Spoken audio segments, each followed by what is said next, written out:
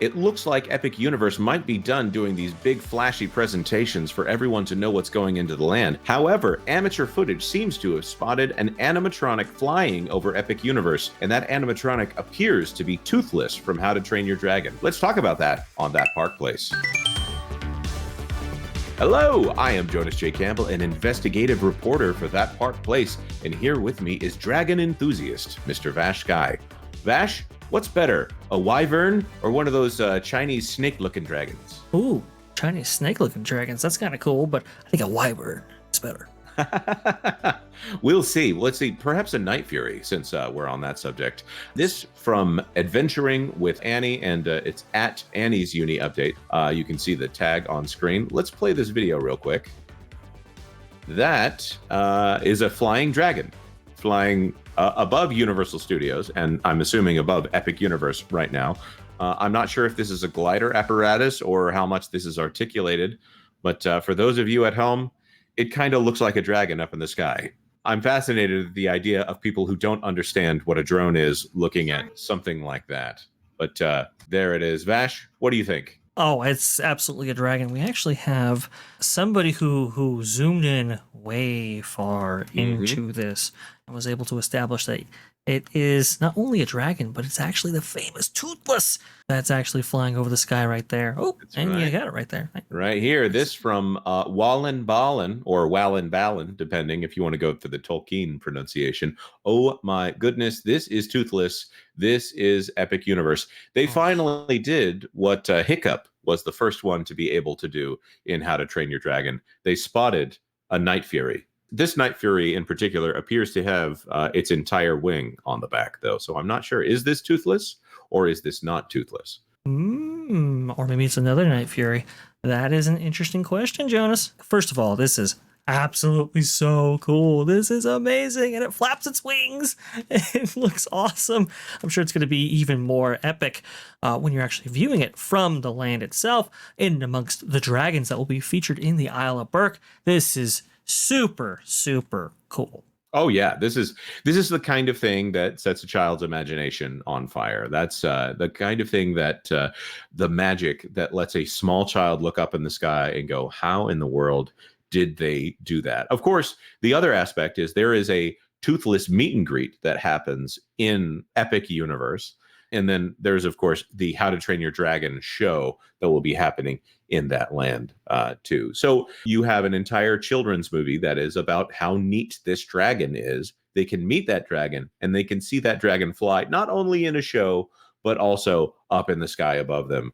That is really great stuff. From a parenting standpoint, I'm very much looking forward to that. Very much looking forward to it as well, because, this isn't the first time a dragon has flown over Orlando in a theme park in that general vicinity, because it's been quite some time. But Universal wasn't the first. It was actually Disney who did it first, and only very, very briefly. Let's go ahead and go back in the way back machine to 2012, when New Fantasyland opened to the public and to the media, and well, it flew over the very one time.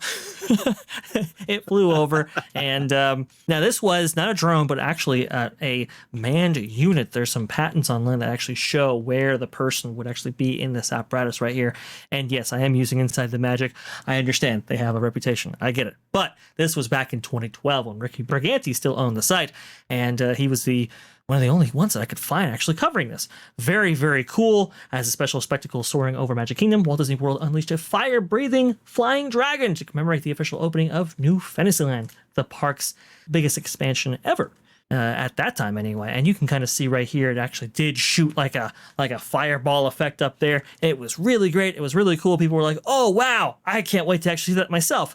Well, nobody did if you didn't actually see it that night. And then later on in 2021, there was some documentary that was produced. And in the background, you can actually see where that infamous flying Fantasyland dragon actually ended up. It was quite sad. But have no fear, because there was another flying apparatus over at Disney Park, this time in 2019, to commemorate the opening of Rise of Resistance at Star Wars Galaxy's Edge.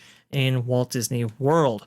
In this case, though, it wasn't a dragon, it was an X-Wing, and it was super cool, and it flew over, and it was awesome. These were like SUV style. So cool. SUV-sized, huge X-Wings that flew over. It was the coolest thing ever, Jonas. It was awesome. These were designed by Boeing, which was awesome, and it was part of those opening festivities. And I think I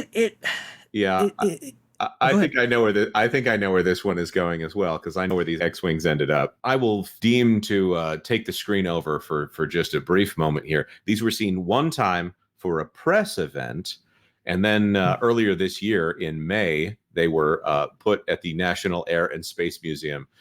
They got Star Wars X-Wings outfitted by Boeing there, and now the X-Wings are sitting there at in a museum. It belongs in a museum because Disney is definitely not going to be using those things in the park. Vash, are you trying to kill my dream of seeing Toothless over Epic Universe over and over and over again throughout the day at 2 o'clock, 3 o'clock, and 4 o'clock? If this was Disney, maybe. But here's the great silver lining to this. It's not Disney this time. It is Universal, and they are on a different trajectory when it comes to, let's say, guest satisfaction and actually making and keeping their promises. We heard promises of a dragon featured over New Fantasyland. We heard promises of X-Wings and TIE Fighters over Disney's Star Wars Galaxy's Edge.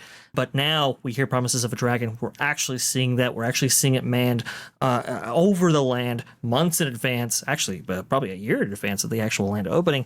This is super, super cool. I cannot wait to finally see a dragon or some flying apparatus over a theme park land for the very first time, because boy, oh boy, Jonas, I've only ever seen these in video taken by media, because that's the only time that they actually played. Yeah, that's a very good point. And media passes, those are hard to come by. Not that we necessarily want to be on anybody's media list. If you want to email us what you're doing, that's just fine. But in a case like this, the question then becomes, is this something that they are only doing for one time?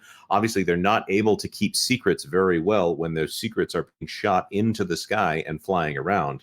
I say shot into the sky because there's also a Pokeball firework, or something resembling a Pokeball firework. We did talk about that in a recent video. If you look for the shocked Pikachu face in the thumbnail, that is the video that we're talking about here.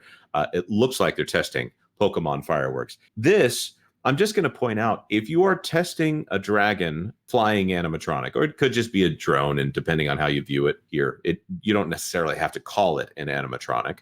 But if you're testing something like this out, you can test it in a different location so that it's not as obvious that it is for Epic Universe when you do it.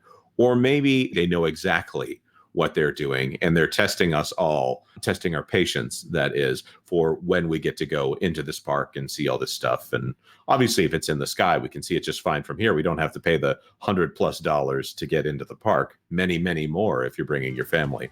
But I would love to know what our commenters think about this. Do you think that this is something that is a one and done kind of thing? Or is this something that Universal is planning on doing every single day? I don't know. I would love to know your thoughts. Like this video if you found it helpful in any way. Maybe consider hitting that notification bell if you want to know more about what we do as soon as we upload it to the channel. And of course, consider subscribing to That Park Place for all the news that should be fun. Thanks for watching That Park Place News. For more information, consider checking out www.thatparkplace.com. And don't forget to subscribe, share, like, and send this out on your favorite social media accounts.